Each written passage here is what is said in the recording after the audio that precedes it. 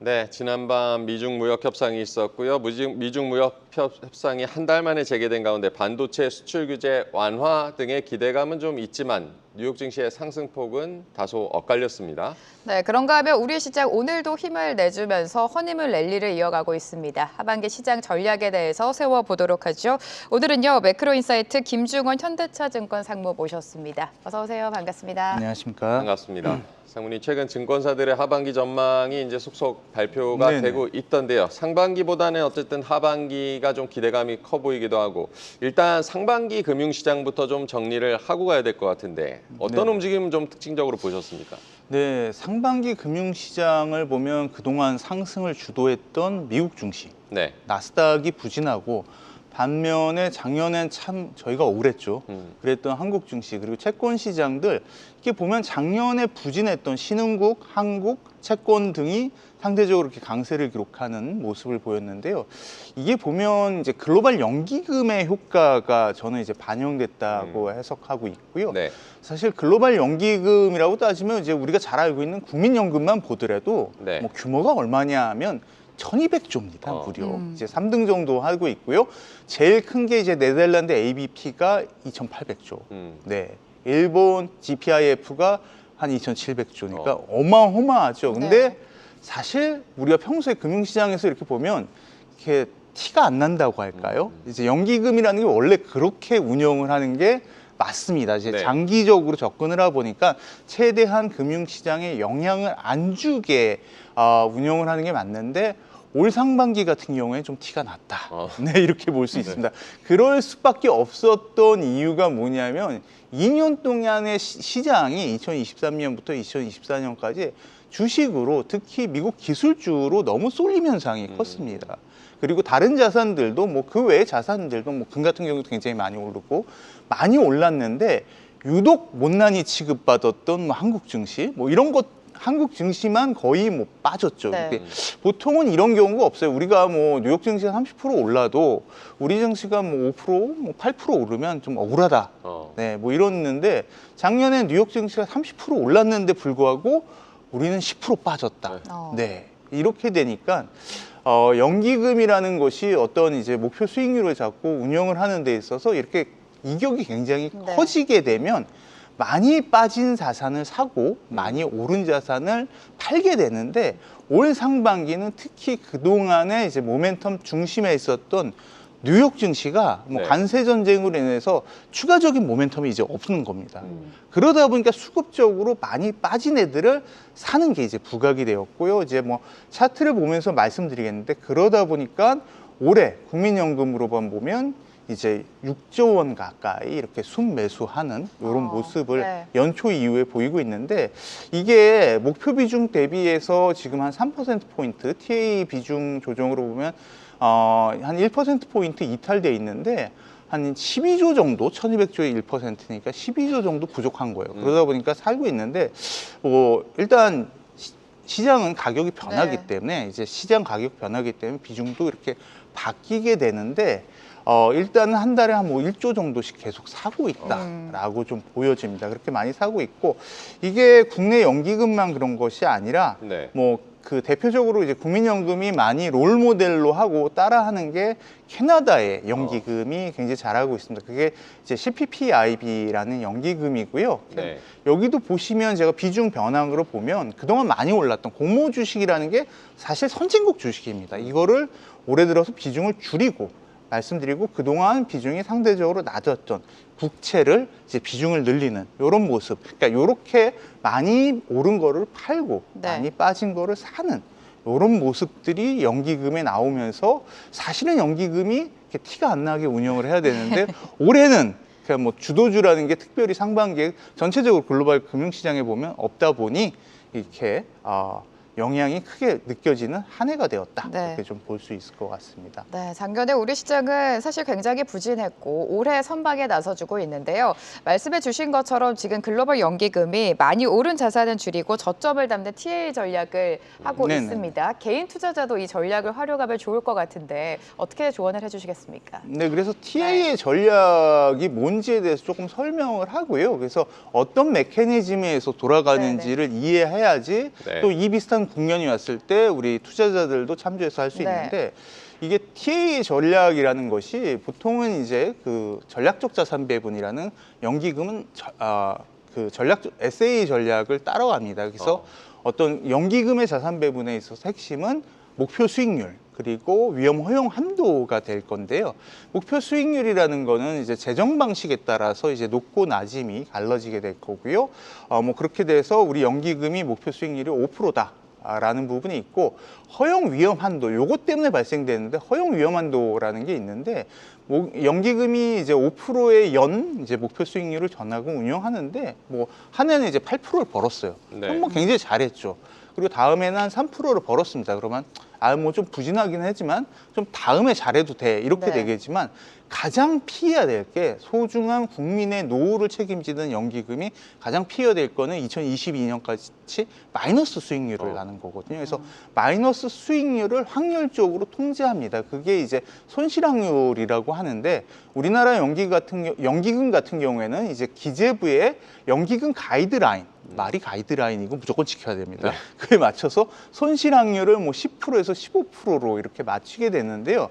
이게 손실확률을 낮추려면 안전자산인 채권의 비중을 늘려야 되거든요. 그래서 예를 들어서 손실확률을 15%로 하고 채권을 한 70%, 주식을 30%로 이렇게 이쁜 포트폴리오를 짰다라고 이렇게 보더라도 이게 시가자산이 돼요. 그러다 보니까 가격이 막 바뀌는 거예요. 그러면서 비중이 많이 바뀌어서 가격이 막 주식이 2023년, 2024년처럼 막 오르고 채권이 부진하게 돼서 원래 채권 70%, 주식 30%로 맞춰놨는데 이게 비중이 50대 50으로 만약에 바뀌었다.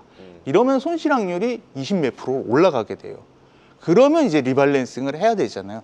그래서 TA가 생긴 거고, 그래서 이제 많이 빠진 그럴 때는 주식을 이제 많이 오른 주식을 팔고 채권을 사는 이제 TA 전략을 이제 해갑니다. 그래서 네. 사실 작년 이제 8월 달에 보면 이제 주식이 뭐 하루에 8월 초에 보면 하루에 뭐 10%가 되게 급락을 했었잖아요. 그때부터 이제 TA가 들어간 거고 실제로 그렇게 매수를 했지만 연말로 가도 비중차가 목표 비중 대비 너무 격차가 심하다 보니까 TA를 계속 하고 있다라고 좀 볼 수 있는데 연기금마다 약간의 이렇게 TA의 전략이 좀 다른 거를 제가 설명을 하면 아마 개인 투자들도 좀 참조가 될 텐데요. 뭐 캐나다 말씀드렸던 CPP 같은 경우에는 이렇게 그 여러 가지 분산 투자를 합니다. 그래서 네. 사모 주식을 만약에 사모 주식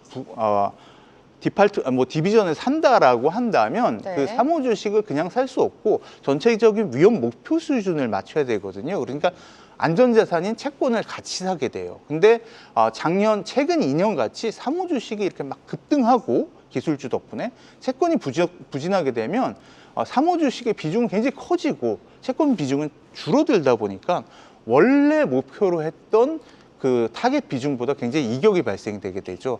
그럴 때는 이제 그 밸런싱 포트폴리오라고 유동성 포트폴리오를 통해서 다시 사모 주식 채권을 많이 사고 이렇게 되면서 전체적인 위험 수준을 맞춘다. 이렇게 되는 전략이 있다라고 보시면 될 것 같고요. 뉴질랜드의 슈퍼펀드라고 해서 이제 그 노령연금이 있습니다. 우리나라로 치면 기초연금 같은데 여기가 굉장히 잘하는데 네. 얘네는 전략적 기울기라고 네. 스트래티직 틸팅이라는 어려운 말 같은데 어려운 게 아니라 얘네들은 이제 목표 수익률을 기대 수익률을 잡아놓습니다. 예를 들어서 한국 주식 같은 경우에 연기대 수익률이 한 7%, 뭐 뉴욕 증시 같은 경우에 10%다. 근데 작년에 보면 한국 증시는 7%인데 불구하고 마이너스 10%로 빠졌잖아요. 뉴욕 증시는 10%인데 불구하고 30% 올라갔어요. 그럼 기대 수익률 대비 적정 가치 대비 많이 오른 애들은 이제 팔게 되고 이제 전략적 기울기라는 거죠. 많이 빠진 애들은 사게 된다. 그래서 이런 식으로 TA 전략을 구사하면서 연기금의 수급 메커니즘이 돌아간다라고 좀 볼 수 있습니다. 그래서 정리를 하면 우리나라 연기금 같은 경우에는 주식이 급락하게 되면 이제 발동하게 되는 TA 전략이 있고 해외 연기금 같은 경우에는 이제 원래 목표했던 레벨 대비 비중의 차가 생기면 그때부터 점진적으로 비중을 변동. 혹은 기대 수익률 대비 낮으면 이제 많이 사는 이런 전략을 네. 취하면서 TA를 원래는 이제 그게 티가 안 나게 천천히 사게 되는데 올해 상반기 같은 경우에는 그런 자산 변화의 흐름이 전체적으로 수익률이 계속 좋았던 선진국은 안 좋고 뭐 우리나라, 라틴 신흥국, 뭐 이런 유럽 신흥국들이 상대적으로 굉장히 강세를 기록하는 이유가 된 배경이 되었다라고 좀 보시면 될 것 같습니다. 네, 많이 오른 자산을 줄이고 저평가된 자산을 새롭게 담는 연기금들의 이런 전략, 자산 리밸런싱이 이루어지고 있고 어떤 메커니즘으로 이루어지는지를 상세히 설명을 해주셨습니다. 앞서 말씀하신 이런 전략들을 잘 활용해 보면 좋겠는데 자산 배분에서 또 중요한 게 이제 정책 변수가 있을 텐데요. 네네. 우리 시장 같은 경우는 이제 조기 대선을 치른 이후에 지금 랠리를 보이고 있고. 네네. 하반기 이제 정책 변수들 어떤 것들 좀 보고 계십니까? 뭐 크게 세 가지를 봐야 될 것 같고요. 뭐 우리 증시를 포함해서 일단은 뭐니 해도 트럼프발 관세 정책 네. 불확실성이 있고요. 이게 4월 1일 이제 발효가 됐는데 다행히 주식시장 굉장히 혼란했지만 다행히 관세 유예가 90일간의 전면적으로 뭐 주요 국가 그리고 유럽, 중국으로 가게 됐습니다. 근데 네. 이제 관세 유효가 90일이고 4월에 시작하다 보니까 만료되는 게 이제 7월 달이거든요. 이제 하반기 시작되면서 관세 유예가 만료된다라는 거에 이제 주목해야 될 거고 네. 두 번째는 이제 통화 정책입니다. 연준의 통화 정책에 대한 불확실성인데 뭐 지금은 관세 정책으로 인해서 인플레이션이 올라가고 뒤에 말씀드리겠지만 또 관세 말고 감세 정책으로 네. 인해서 또 금리가 올라갈 확률이 있다. 뭐 이런 걸로 인해서 올해 금리 인하에 대한 불확실성이 좀 굉장히 높은 수준이다라고 좀 볼 수 있는데 그렇지만 트럼프 1기 행정부 때 보면 관세 정책으로 경기가 안 좋아지잖아요. 거기에 꼭 트럼프가 동반하는 정책이 통화 정책입니다. 연준을 마구 압박을 합니다. 네. 아무것도 안 보고 마구 압박을 하면서 이제 금리 인하를 결국은 이끌어냅니다. 네, 네. 그래서 그런 부분에 대해서 통화 정책에 대한 불확실성이 있지만 이런 정책 변수라는 게 통화 정책에 지금 있다라고 볼 수 있을 것 같고요. 결국 우리 조기 대선 치렀고 신정부가 들어섰는데 아무래도 의회에서 뭐 과반 이상의 절대적 의석을 차지하고 있고 그리고 뭐 3법 개정 자체가 뭐 자사주, 의무소각 등 우리나라 밸류에이션 개선에 굉장히 좋을 요인들이 많은 데다가 네. 뭐 이재명 대통령이 후보 시절에 벌써 40조, 지금은 이제 톤을 다운해서 한 20조, 그러니까 20조에서 40조 정도의 추가 경정 기대가 네. 있어서 원래 우리 경제가 굉장히 안 좋은 걸로 봤는데 네. 그런 추경에 대한 기대 이런 것들로 주요 IB들이 올해 우리나라 성장률 전망을 다시 상향하고 있는 점 이런 것들이 굉장히 하반기 증시에 변수로 작용할 수 있다라고 보여집니다. 그래서 관세 전쟁이 다시 부각이 될 수 있지만 우리 입장에서는 통화 정책이라는 기대가 남아 있고 그리고 조기 대선을 통한 이제 재정적 네. 지원에 대한 기대가 하반기 불확실성에서 기회 요인으로 좀 작용할 수 있을 것 같다. 이렇게 좀 볼 수 있을 것 같습니다. 네, 통화 정책에 대한 기대감이 있지만 여전히 하반기의 큰 변수는 트럼프발 관세인 것 같습니다. 지금 미중 관세 협상 재개가 됐고 거기에 대한 기대감이 살아있지만 아직까지 풀어야 될 숙제가 많은 상황인데 과거 사례랑 좀 비교를 해본다면 트럼프 1기 때와는 어떤 차이점이 있습니까? 네, 2019년 네. 사례하고 좀 비교를 해보면 일단은 뭐 비슷한 부분이 있습니다. 어차피 중국을 중심으로 고율 관세를 통해서 굉장히 압박을 하고 있고 네. 그리고 그 1기 때도 보면 10월 달에 스몰 딜을 이루면서 네. 결국은 금융시장이 안정화가는 모습을 보였는데 지금도 비슷합니다. 90일 유예 기간이라는 어떠한 스몰 딜 비슷한 성격을 보이면서 안정을 찾고 있는데 일단 전체적으로 이 트럼프의 관세 정책에 대해서 이제 분석을 좀 할 필요가 있습니다. 네. 우리 이제 투자자들이 첫 번째 트럼프는 왜 이렇게 관세 정책을 좋아하냐라고 하면 대통령이 이제 그러니까 행정부가 과세를 매기려면 의회의 승인이 필요합니다. 반면에 관세는 행정명령, 그러니까 대통령이 마음 먹는 거에 따라서 이제 충분히 가능하고요. 그거를 이제 심지어 이제 그 비상계엄 발의 뭐 이런 식으로 인해서 일종의 이제 FTA 국가들까지 확대하는 이런 상황인데. 관세도 여러 가지 지금 관세가 얘기가 나오고 있어서 이 시간에 좀 정리를 해보는 게 좋을 것 같고요. 일단 고율 관세라는 말을 계속 많이 쓰고 있는데 고율 관세는 일단은 협상용입니다. 이게 보면 포카에서 베팅하는 거하고 좀 비슷해요. 네. 내가 100불 베팅했으면 내가 받고 100불 받고 200불 같이 네. 관세도 마치 포카판 같이 중국이 50% 관세를 부과하니 50% 받고 우리는 80% 부과한다. 뭐 이런 식인데 실제로 고율 관세는 이게 계속해서 적용될 가능성은 높지 않고 협상용이다. 근데 금융시장 영향력은 굉장히 큽니다. 그래서 하반기에 관세 유예가 끝나고 또 고율 관세의 협박이 또 나올 수 있다는데 좀 주의가 필요하고요.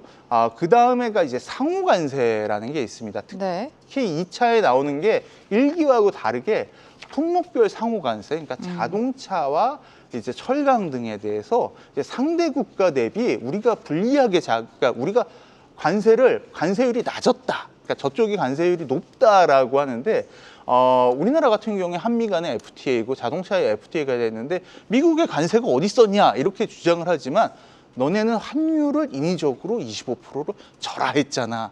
그러다 보니까 25%로 그건 이제 트럼프의 주장이죠. 이제 25%의 관세를 부과해야 돼라고 상호 간에 이제 동등한 입장이 되자라고 하는 상호 관세가 있고 네. 그게 이번에는 이제 품목별로 적용이 되면서 특히 이제 자동차 이제 철강들 이제 리쇼링을 트럼프가 하고 싶은 미국으로 다시 공장을 짓고 싶어하는 중심으로 일어나고 있다라는 데 좀 주목을 해야 된다라고 볼 수 있을 것 같습니다. 그래서 전체적인 맥락을 본다면 일단은 스몰딜 같은 성격의 관세 유예로 일단 전체적인 주요 국가 관세 그 유예 기간은 갖고 있지만 이 관세 유예가 말씀드린 대로 이제 7월 중 만료가 되고 그 이후에 또다시 고율 관세로 인해서 어떤 관세 불확실성이 이제 금융시장을 또 어렵게 할 수 있는 그런 가능성에 대해서는 하반기에 계속해서 좀 주목해야 된다라고 좀 볼 수 있을 것 같습니다.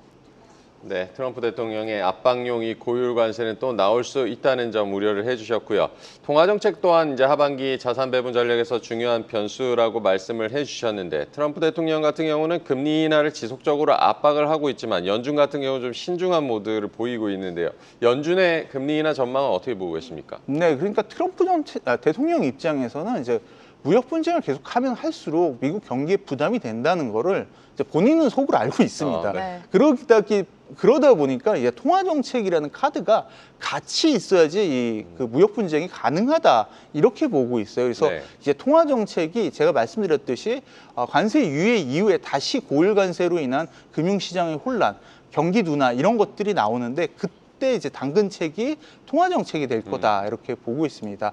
물론 이제 연준은 굉장히 신중한 움직임을 보이고 있지만 이제 명분이 점점 줄고 있는 게 경기 침체 우려들이 부각이 됐고 실제로 미국의 1분기 GDP 성장률이 이제 마이너스를 기록하고 있고 국제 유가가 굉장히 이제 헤드라인 CPI에선 중요한데 국제 유가가 굉장히 안정을 찾고 있어서 지금 관세 불확실성이 계속 나오고 있지만 그럼에도 불구하고 인플레이션 우려는 완화되고 있다라고 볼 수 있을 것 같고요. 그리고 이제 트럼프 대통령이 일기 때도 보면 대놓고 연준은 압박을 하고 네. 파월 연준 의장을 꼭 집어서 압박을 합니다. 그러니까 일기 때 했던 말 중에 이런 말들을 했거든요. 이제 시진핑과 파월 중에 누가 더 큰 적인지 모르겠다.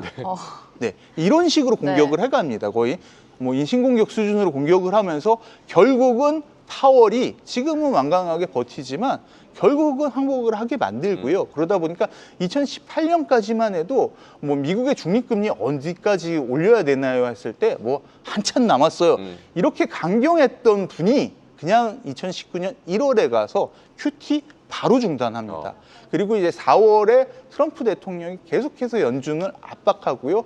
그러다 결국은 파월은 항복을 하고 7월 달에 이제 표현은 그냥 항복했다라고 하면 안 되니까 보험적 금리 인하, 그러니까 네. 이제 추세적인 금리 인하가 아니라 경기가 나빠지기 전에 선제적으로 금리 인하를 단행하겠다. 굉장히 모호한 제스처의 금리 인하를 7월부터 이제 8월은 잭슨홀에 있어서 금리 인하가 없고 9월, 10월을 하게 됩니다. 그래서 사실 통화 정책이 연준이 굉장히 신중하고 강세 정책 그리고 감세 정책에 따라서 인플레이션에 부담이 있기 때문에 시장은 쉽지 않을 거야라고 보고 있고 지금 앞서서도 말씀드렸겠지만 패드와치에서는 뭐 9월에나 뭐 가능하지 않을까. 그래서 전체적인 컨센서스는 9월 이후에 9월에 한 번 하고 그리고 연내에 한 번 정도, 2회 정도 보고 있지만 제가 봤을 때 그 트럼프 대통령의 스탠스, 그 다음에 하반기에 관세 유예 완료 이후에 다시 한 번의 무역 분쟁을 감안한다면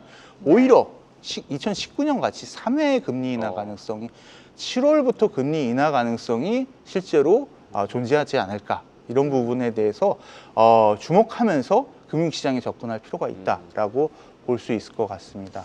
네, 아무래도 9월 그쯤에 금리 인하를 단행할 수 있다라는 말씀을 해주셨습니다. 통화정책 살펴봤고요. 앞서서 관세 이야기도 해주셨지만 지금 감세안도 계속해서 거론이 되고 있습니다. 관세 부과가 지연되는 사이에 감세가 진행이 되면서 재정 적자에 대한 우려가 좀 커지고 있는데 감세안 상무님께서 어떻게 보시고 또 과거 사례랑 비교를 해볼까요? 네. 네. 그 감세안 같은 게 2017년에 한 번 있었죠. 이제 네네. 그 가장 컸던 게 이제 소득세, 법인세 인하가 있었고 이제 그 당시에 이제 법인세 인하가 굉장히 컸습니다. 35%에서 25%까지 이렇게 낮추는 게 갔기 때문에 이렇게 법인세를 인하하면 이제 소위 말해서 영업이익에서 당기순이익, 거기서 네. 이제 세전이익이 들어가는데 거기서 바로 15% 정도, 10% 정도가 개선되기 때문에 당시에 보면 미국 EPS가 감세 정책으로 해서 급격히 개선이 됩니다. 그러면서 이제 PER, 밸류에이션이라는 게 EPS가 개선되다 보니까 이제 분모가 되는 PER이 하락하면서 그 당시에 2017년 당시에 감세 정책 당시에 보면 뉴욕 증시가 거의 한 10%에서 15% 정도 급등하는 흐름을 보이는데 왜 이번엔 없냐라고 하면 그때 내렸던 감세 정책이 일시적이었어요. 그 네. 35%에서 25% 낮추고 이제 그 다음에 이제 소득세를 낮추는 것 자체가 올해 정도까지였는데 올해 이제 감세 정책을 이거를 영구적으로 연장을 한 겁니다. 그래서 과거에는 바로 이제 한 10여 프로 정도의 세금이 절세가 되다 보니 실적 자체가 10% 이상 개선이 되면서 밸류에이션이 개선됐지만 지금은 당장은 그게 눈에 보이지 않는 거죠. 네. 그러고 반면에 감세 정책을 하다 보니까 소득이 수익이 그러니까 미국 같은 경우에 보면은 이제 재정 수지 자체가 연간으로 보면 그 재정 수입이 4조 달러 여기서 이제 소득세에서 거의 많이 나오고 법인세에서 나오는데 네. 재정 지출이 한 6조 달러 정도에 육박합니다. 그래서 대략 한 매년 1조 5천억 달러씩 재정 적자가 나오고 그 국채 발행으로서 이자만 재정 지출 중에 1조 달러를 미국은 이제 발행을 하게 되는데 이렇게 감세를 영구화시키다 보니 전문가들이 재정이 굉장히 악화될 거야 이렇게 예상을 해 대해서 한 10년 정도 예상을 해본다면 전체적으로 한 3조 3천억 정도 미국 재정이 굉장히 악화될 거라고 이렇게 보고 있습니다. 근데 요것도 보통 전문가들이 트럼프 정책에 비판적이라서 약간 이제 그 과장된 측면이 있고요. 말씀드렸듯이 아까 수재를 왜 얘기했냐면 미국의 지출이 6조고 세수가 4조라는 거 그리고 3조 3천이라는 걸 숫자를 잘 좀 생각을 해보셔야 되겠고요. 네. 그리고 실제로 근데 보면은 이 재정 정책을 많이 쓰는 데는 사실 공화당이 아닙니다. 공화당은 작은 정부죠. 트럼프 네. 대통령이 주로 쓰는 건 해봤자 1조 달러의 뭐 그 멕시코야 장벽을 만든다. 뭐 이런 정도고 이제 보통 민주당은 이제 재정 정책을 이제 가블먼트로 재정 정책을 많이 써가지고 경기를 부양하는 뭐 예를 들어서 팁스라든지 반도체 보호법이라든지 그 다음에 인플레이션 감축법 이런 것들을 쓰는데 사실 트럼프 대통령은 그걸 다 줄입니다. 그래서 과거에도 보면 트럼프 대통령의 재정 지출이 연도별로 나왔던 게 심지어 오바마 대통령, 바이든은 말할 필요도 없고요. 바이든 대통령 때보다 확실히 낮고 오바마 대통령 때보다도 사실은 굉장히 적습니다. 그래서 우리가 잘 아는 재정 협상 자체가 그러니까 정부 셧다운 이런 이슈들이 공화당 때는 나온 적이 없어요. 기억해 보시면 2011년 때도 오바마 때고요. 바이든 때 주로 나갔던 이슈입니다. 그래서 이런 부분이 재정 정책에 대한 우려들이 감세 정책으로 좀 과장된 부분이 있다라는 거고 이건 좀 중요한 게 뭐냐면 국채 부담이 생각처럼 심각하지 않다라는 거죠. 국채 발행량 자체가 트럼프 행정부 때 많지 않았습니다. 과거에. 그러다 보니까 지금 채권 시장의 감세 정책에 따른 국채 우려, 발행 우려 이런 것들은 생각보다 약할 수 있을 것 같고, 반면에 이게 영구화됐기 때문에 당장 12개월 선행 EPS라고 하죠. 이게 개선되지는 않지만 영구적으로 그 실적 전망 자체가 개선됐기 때문에 이 효과는 분명히 나온다라고 좀 볼 수 있으면 하반기에는 이런 부분들이 미국 증시에 긍정적으로 작용할 수 있을 것 같고요. 그리고 앞서서 좀 설명을 했던 건데 하반기에 또 금리 인하가 연준을 중심으로 2회보다 3회가 가능하다라고 하면 미국 증시가, 미국이 지금 밸류에이션 부담과 이제 관세 정책에 따라 모멘텀이 부재하다 보니까 추가적으로 상승을 못하고 있는데, 금리 인하가 하면 결국은 그러니까 금리와 채권과 주식 간의 일드갭 자체가 개선될 수 있기 때문에 하반기에는 오히려 이런 일드갭 개선 그리고 감세 정책에 대한 우려가 좀 가대했다, 이런 부분들이 긍정적으로 작용을 하면서 하반기에 미국 증시가 좋지 좀 않을까, 이렇게 좀 볼 수 있을 것 같습니다. 네, 감세안은 뭐 지켜봐야겠지만 연준의 금리 완화와 맞물려서 좀 기대감을 키울 수 있다는 점을 정리를 해주셨습니다. 이제 뭐 우리 시장도 앞으로가 중요할 텐데 하반기 시장 어떻게 보고 계십니까? 네, 그래서 하반기가 굉장히 이제 지금까지 굉장히 좋았고 거의 뭐 7월까지는 실적이 좋기 때문에 3천 터치는 충분히 가능할 거다, 이렇게 보여지는데 이제 하반기가 문제입니다. 스토리를 조금 풀어보면 상반기부터 연초에 보면 우린 수급이 좋았습니다. 말씀드렸던 연기금의 수급이 강하게 들어오면서 우리 증시가 올라갔고요. 그리고 이제 관세 정책 자체가 이제 미국이나 선진국 증시에는 굉장히 안 좋았는데, 이게 재밌는 게 우리 증시에는 우호적으로 작용을 했어요. 왜? 관세 정책을 부과한다고 하니 그 전에 재고를 쌓아야지, 아이폰도 만들고 핸드폰도 만들어서 관세 막기 전에 재고를 쌓아야 된다라는 것 때문에 반도체에 대한 이제 재고 쌓기가 먼저 들어갔고요. 근데 이게 그러다가 관세가 유예가 되다 보니 유예된 기간에 또 쌓자 이러면서, 원래는 우리가 작년 여기 나와 있는 것 같이 9월 이후로 반도체 실적이 꺾여지는 구간이었어요. 그러니까 수급은 계속됐는데 펀더멘탈은 안 좋았는데, 관세 정책이 생기면서 3월, 4월부터 반도체 스팟 가격이 급등을 하게 됩니다. 그러다 보니까 고정거래 가격도 개선이 되고 원래 실적이 안 좋아지는데, 그러다 보니까 1분기 실적 굉장히 좋았죠. 근데 2분기는 더 좋습니다, 사실. 7월에 나온다는데 이제 7월에 나오는데 더 좋게 되고요. 이게 관세 정책이 유예가 7월까지 가면서 이제 보통 이제 그 컨트랙 가격이라는 거는 시장 스팟 가격 때문에 후행하기 때문에 7월에 나와도 7월, 8월까지는 고정거래 가격은 계속 올라가기 때문에 3분기까지는 오히려 신기하게 이러다 보니까 우리나라 증시 실적이 좋습니다.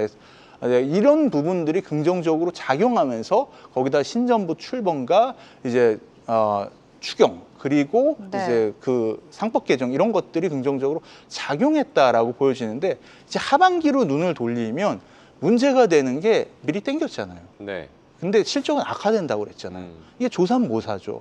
그러면 안 좋아지는데 더 나빠진다는 거죠. 그래서 4분기부터 이제 급격하게 반도체 실적이 크게 나빠질 가능성이 상당히 높다, 이렇게 보여집니다. 그래서 이런 부분들이 있지만 신정부 출범 후에 추경이라든지 이런 요인들이 긍정적으로 작용한다라는 부분 때문에 실제로 국내 증시 모멘텀은 상반기 이후에 하반기로 갈수록 약화될 수밖에 없었지만 이런 부분들이 또 신정부 출범으로 좀 희석되고 있다라는 점에서 좀 하반기 우리 증시를 지켜봐야 되지 않을까라고 보고 있습니다. 네, 상반기에 워낙에 강했기 때문에 하반기에 주춤할 수도 있지만 지금 새 정부가 출범을 했고 또 기업들의 실적 개선이 기대가 된다라는 말씀을 해주셨습니다. 채권 시장 매력도 좀 커질 것으로 예상이 되고 있는 것 같은데, 채권 시장에 대해서 긍정적인 요인 어디로 꼽을 수 있을까요? 네, 그래서 사실은 올해 같은 경우에 사이클상 금리 인하기 때문에 주식보단 채권이 좋은 게 맞고요. 그러다 보니까 이제 선진국 주식들이 다 부진한 거고, 반면에 이제 다른 기회 요인으로 우리는 좋은데, 그래서 경기 사이클로 보는 이제 투자 전략으로 본다면 이제 뭐 화면에 나오겠지만, 지금 같이 경기가 고점을 치고 이제 침체 국면으로 가는 요럴 때 장기 국채하고 금이 좋습니다. 그래서 금 좋으신 건 이미 체감이 됐을 것 같고요. 사실 과거에도 금리 인하기 21세기 이후에 3번의 금리 인하 사이클이 있었는데, 뭐 2001년 그리고 글로벌 금융위기 그리고 아까 전에 말씀드렸던 2019년의 보험적 금리 인하, 이때의 자산변 수익률을 다 분석을 해보면 가장 좋았던 게 말씀드린 것 같이 금. 그다음에 글로벌 채권, 한국 채권, 미국 채권 이렇습니다. 근데 올해도 지금 뭐 한국 증시하고 신흥국 증시는 많이 오르고 있지만 그 외에 보시면 선진국 증시 대비해서 물론 이제 금은 훨씬 더 좋은 수익률을 기록하고 있고요. 국채가 굉장히 좋은 수익률을 기록하고 있다는 점. 이런 점에서 본다면 올해 채권 투자의 매력이 굉장히 높다라는 거에다가 거기다 관세 정책과 더불어서 통화 정책의 기대가 트럼프에 대해서 살아있다라고 제가 말씀드렸고요. 그래서 네. 올해 금리 인하가 생각보다 좀 더 많이 할 수 있다라는 점. 이런 부분들도 채권 투자 매력을 높이는 요인이고 또 하나 이제 트럼프 대통령이 그 감세에 따른 국채 발행으로 들고 나온 카드가 SLR입니다. 그래서 이제 SLR 규제를 완화하는 건데요. 이제 SLR 규제를 미국에서 완화하면 금융권들이 미국 은행들이 미국 장기 국채를 더 살 수 있습니다. 수급적 개선 요인들 이런 부분들이 실제로 존재하기 때문에 그러니까 경기 사이클 측면 그리고 금리 인하 시점 네. 그리고 수급적인 SLR의 기대로 하반기에 채권에 대한 기대를 좀 높여가는 것이 좋지 않을까 이렇게 좀 보고 있습니다. 네, 앞서 TAA 전략도 말씀을 해주셨는데 하반기 채권이 좀 유망할 수 있다는 점, 연준의 금리 인하가 생각보다 많을 수 있다는 점도 언급을 해주셨고요. 마지막으로 이제 개인 투자자를 위한 하반기 자산 배분 전략 어떻게 조언을 해주시겠습니까? 네, 그래서 균형 투자를 좀 잘하는 게 중요하다라고 말씀드릴 수 있을 것 같고요. 경기 침체기다 보니까 주식을 좀 많이 가져가기보다는 채권도 충분히 네. 가져가는 게 좋을 것 같다라고 해서 위험 자산과 안전 자산을 50대 50으로 가져가는데 주식을 40%, 그럼 10%가 빌죠. 빈 10%는 리츠를 가져가는 게 좋을 것 같다라고 보고 리츠가 왜 그러냐면 이게 고정 자산, 고정 수익 자산으로서 금리 인하기 때 보통 부각이 됩니다. 그래서 금리 인하가 본격화된다면 리츠에 대한 매력이 높아질 거다라고 볼 수 있을 것 같고요. 주식 같은 경우에 하반기에 기대로 본다면 이제 40% 중에 미국 증시를 한 20% 정도 가져가는 게 좋고 그리고 그 10% 정도는 유럽 증시가 지금 물가 안정에 따른 금리 인하 기대 뭐 이런 것들 때문에 유럽 증시를 가져가는 거 10%가 좋다라고 볼 수 있을 것 같고요. 한국 증시 같은 경우에도 하반기에 여러 가지 상반기엔 굉장히 좋은 요인들이 수급이라든지 모멘텀이라든지 있었지만 그럼에도 불구하고 하반기에는 좀 약화되더라도 신정부 출범 이후의 기대 이런 것들이 복합적으로 작용하기 때문에 계속해서 한국 주식도 한 10% 정도 가져가서 40%를 유지하는 게 좋을 것 같다라고 볼 수 있을 것 같고요. 반면에 이제 채권 같은 경우에는 한국 국채, 그러니까 채권이 금리 인하기에는 우리나라 국채가 가장 좋습니다. 그래서 한국 국채 중심의 ETF 전략이 좋을 것 같고요. 거기서 한 20% 정도 이렇게 가져가고 미국 채권도 한국 채권 30% 정도 가져가고 미국 채권도 한 10% 정도 가고 마지막 10% 안전자산은 금이 많이 오르긴 했지만 어찌됐든 금리 인하 사이클 경기가 안 좋아졌을 때 지정학적 리스크 기대 등으로 금이 계속 좋은 수익률을 기록하기 때문에 금에 대한 투자도 한 10%씩 가져가는 게 좋아 보인다라고 말씀드릴 수 있을 것 같습니다. 네, 위험 자산과 안전 자산을 반반으로 가져가고 미국 주식과 유럽 주식, 한국 주식, 그리고 채권, 금까지 좀 적절하게 배분을 해보자라고 조언을 해주셨습니다. 오늘 김중원 현대차증권 상무와 함께했습니다. 고맙습니다. 고맙습니다. 감사합니다.